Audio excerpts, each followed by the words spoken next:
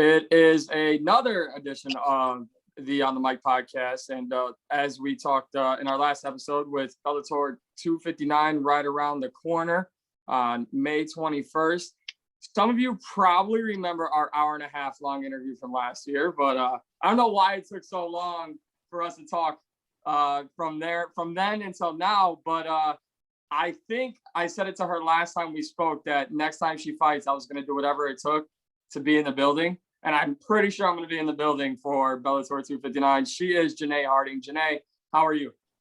Good, thank you. How are you, Mike?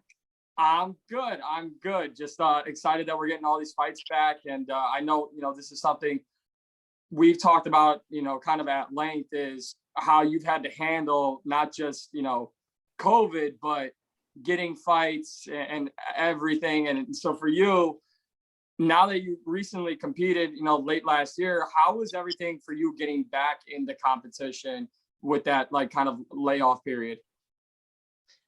Yeah, honestly, it was actually really positive. It was really easy to keep that momentum.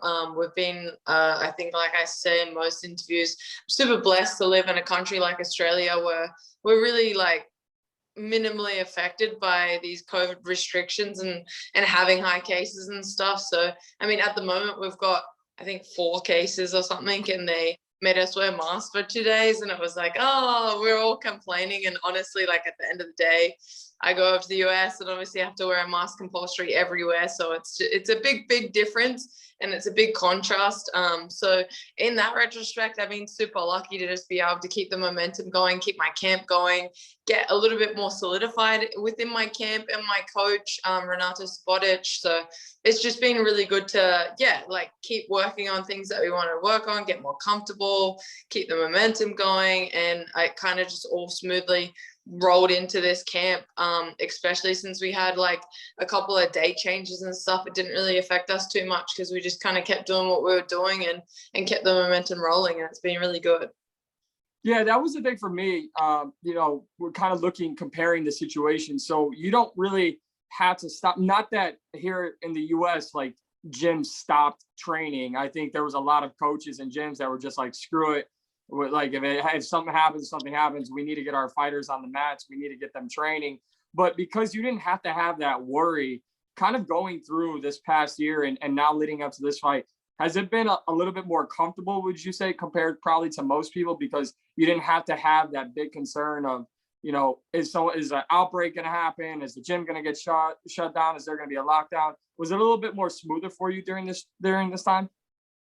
I think so. I mean, when I look at a lot of other people around the world, even in say Thailand and stuff, with their gyms closing down for a month or so randomly, we haven't even had that kind of effect. The initial January, February to March-ish period of 2020, we had closed gyms, and then from then on we've pretty much all been open. So I think I'm extremely blessed to live here and have that kind of ability to not really be restricted, and therefore it has just been smooth sailing on keeping my timeline going. I mean, even just little things, being able to travel.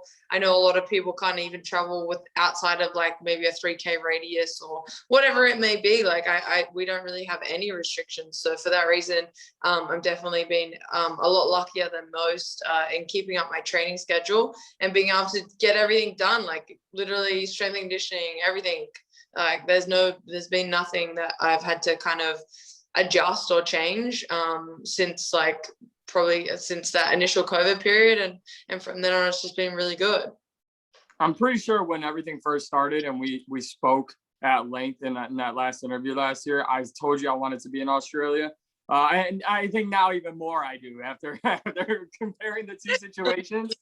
But we talked, another big thing we talked about kind of really for a long time was you just kind of getting back on track. You mentioned how you were happy that you were able to compete in both boxing and MMA, but you really wanted to, get that W back in your win column. And you did that late last year, a unanimous decision win.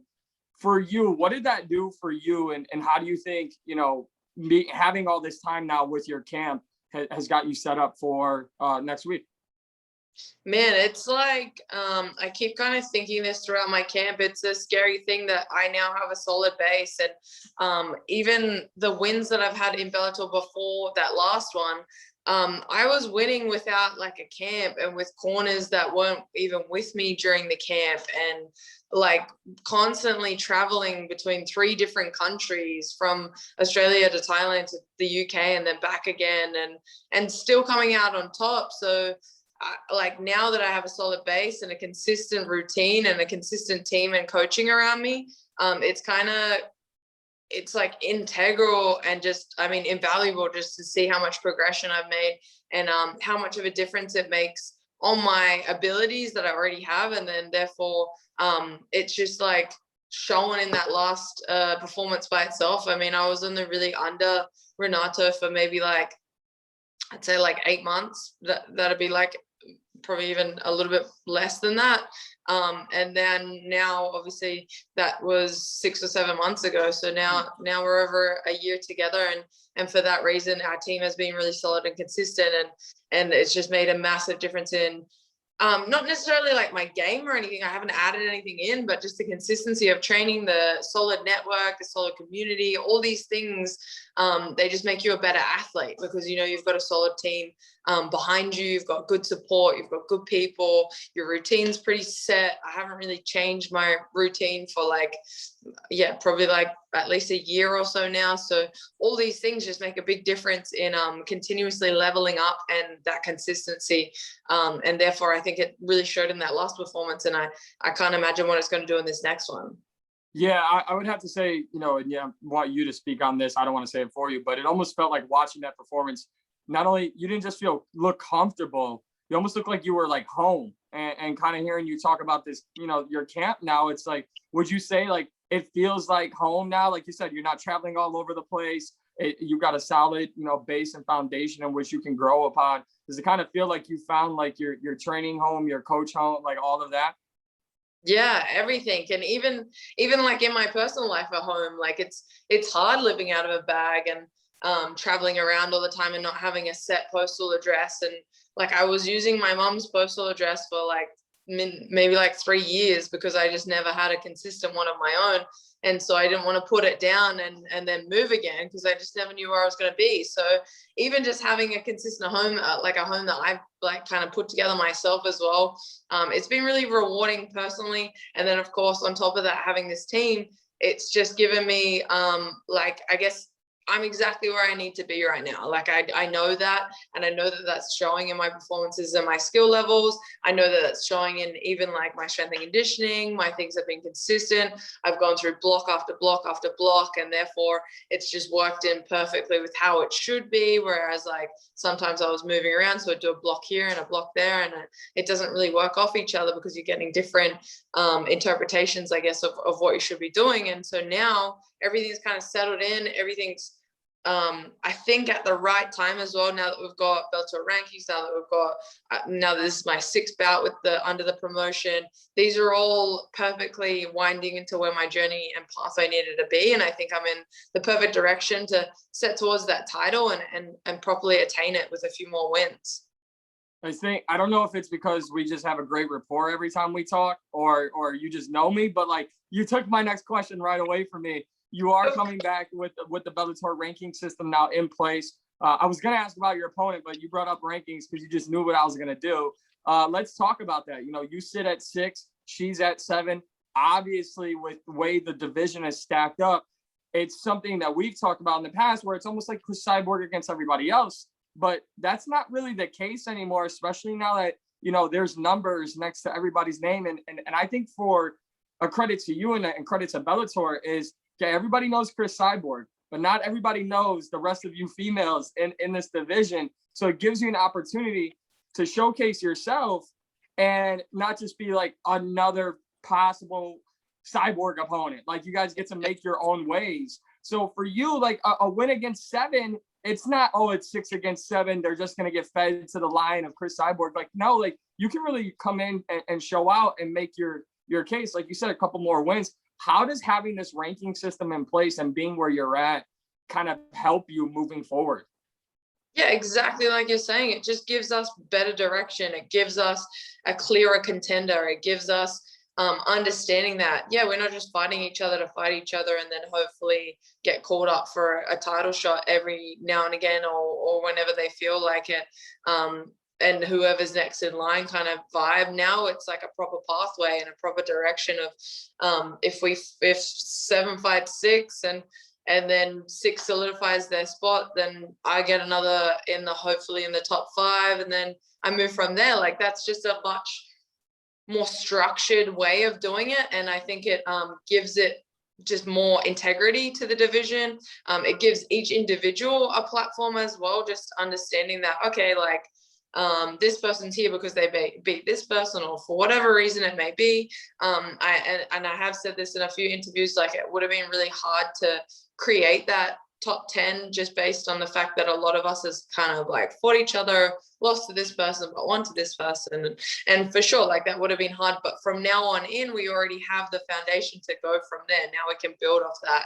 Now we can, like I'm saying, I can solidify my 6th place and everybody else can solidify theirs, and then we can go from there and start fighting each other and working our way up the ladder, and then going for the title contention rather than just sort of stabbing in the dark and hoping for the best. But for me, like, I'm really stoked with where I'm at. Like you're saying, it kind of puts me on the grid a little bit more, gives a little bit more people the vision of my name. I mean, I'm the youngest in the top 10, which is a great thing for me and myself, just to know that I'm on the right path and the right direction. I'm nowhere near where I want to be, but I'm definitely halfway through, and it seems like a good place to be right now, and I can just only build from here. So all in all, I think it's a fantastic addition to the promotion, and it creates a lot of integrity and a good journey and pathway for all of us. Without jumping ahead, because you obviously have to get the job done next week, but you could sign me up for you against anyone of those ladies in the top 5. I think it's a hell of a fight, and one Bellator will definitely have fun matchmaking you with moving forward. But let's talk about this opponent, because you're not really a trash talker. And, there's someone like yourself who has had conversations with me on and off camera about mental health, about kind of having a vision and making your own path. You've got Leah McCourt here, and we were supposed to have this fight last year. How do you feel about Leah now going into this fight? And are you just happy it's made and it's here and you just want to get that fight over with? Or is there a little bad blood going in there for you?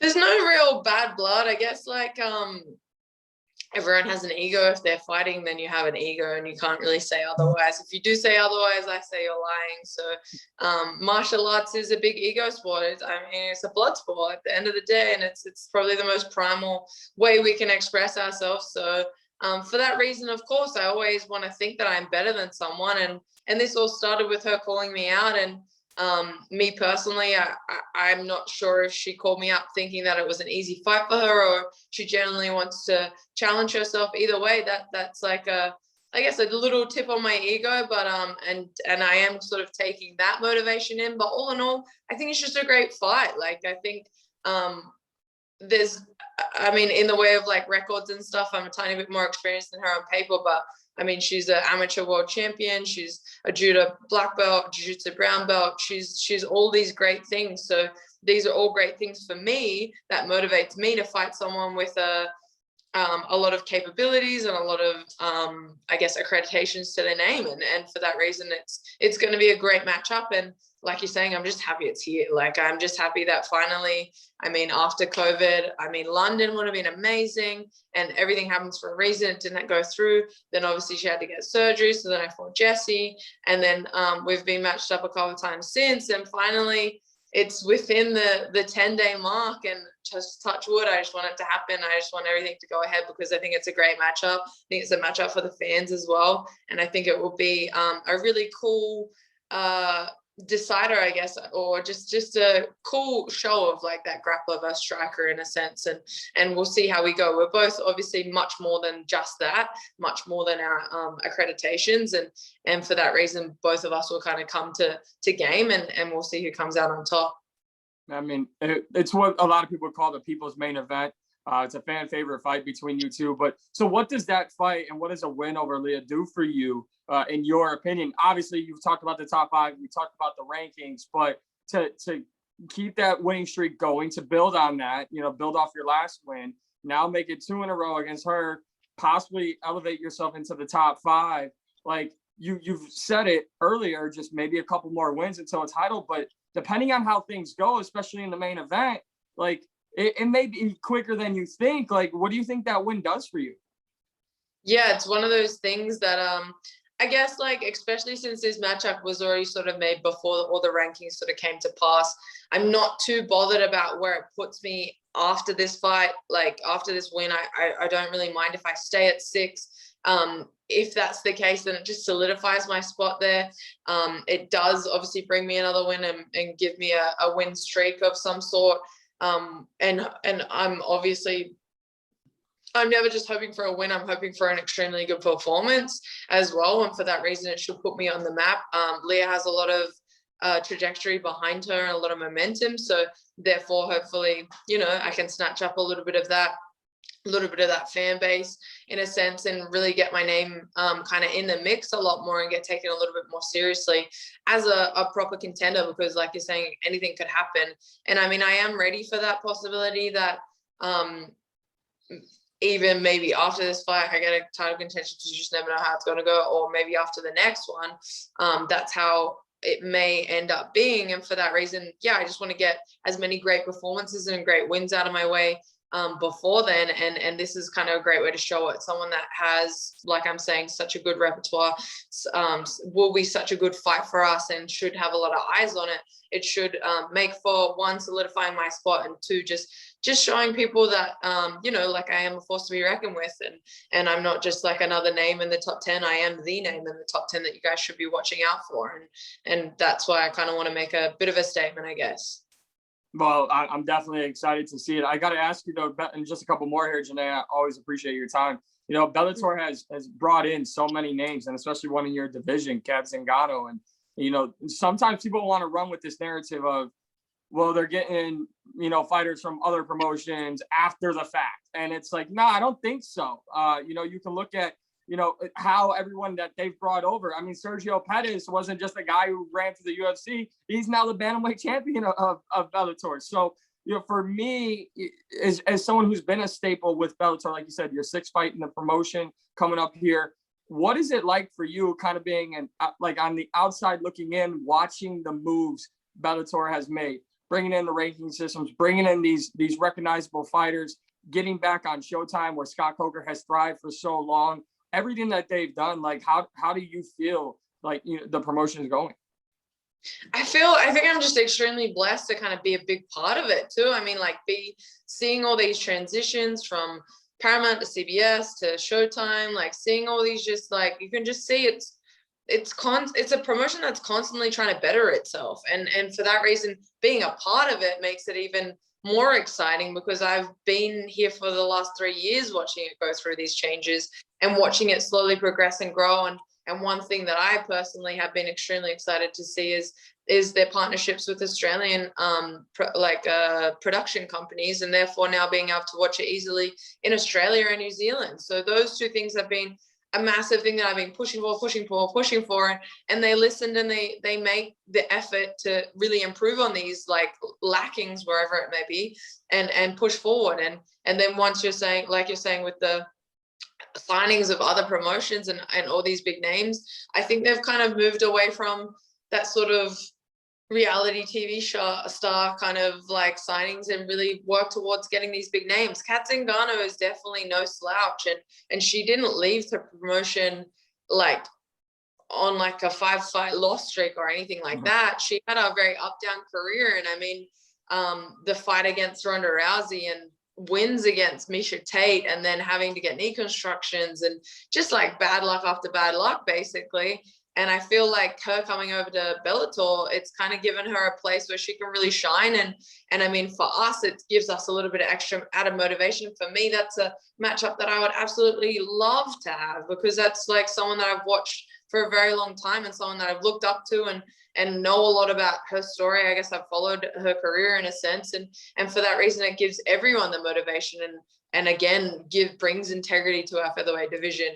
And then even the other other divisions, seeing Anthony Rumble do so well over the weekend, seeing Sergio Pettis do so well over the weekend. These are not just signings. These guys are coming over and really making a name for themselves and being able to do the most that they can out of their career, because at the end of the day, like, this fighting thing is so up down and it's an individual thing.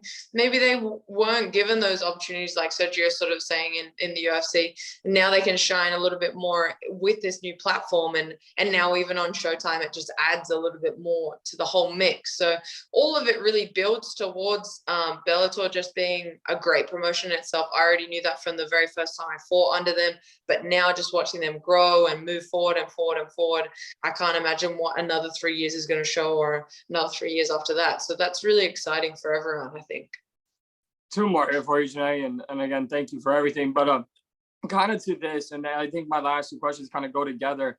You know, we talk about these names, and you kind of just said it already, because of course you take my question from me. But you've mentioned to me in the past just how, you know, this sport, it's not just about what you do in the sport, it's what you do outside of the sport and around your promotion. And, you know, when people say, oh, you know, you're bringing in signings from other places and blah, blah, blah, you just kind of said, like, maybe even a guy like Sergio Pettis wasn't allowed to be himself and wasn't given the opportunities to shine the way that he wants to shine. When you see you know, someone you just mentioned, and by the way, you could sign me up for you and Kat Zingano 10 times this year. But when you see like someone like a Kat Zingano who's gone about her career and also her life a lot differently, and almost is very similar to yours, where it doesn't have to be a woman's a certain symbol. You know, you can be a mom, you could be a fighter, you could be a woman, and more than anything, you're a woman before you're an athlete. And I think Bellator provides her a bigger platform and a more opportunity to kind of showcase that. It's something I know you've talked about a lot, in just being yourself. Does it, as someone who said, you know, followed Kat's career, you kind of like that now she's and other fighters are just able to freely be themselves, and they don't have to kind of fall into this trap of shit talking or selling wolf tickets, basically?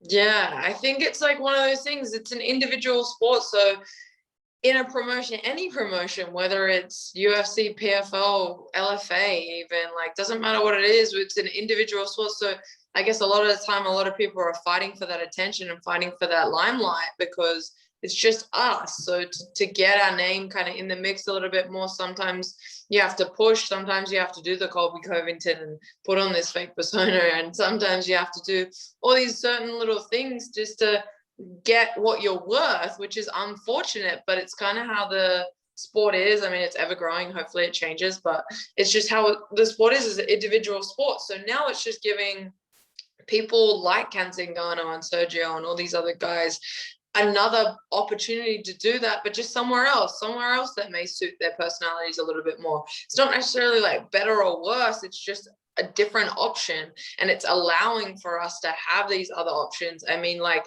with boxing, they have all these different promotions, but at the end of the day, if you're winning, you're the guy that gets to speak, you're the guy that gets to headline.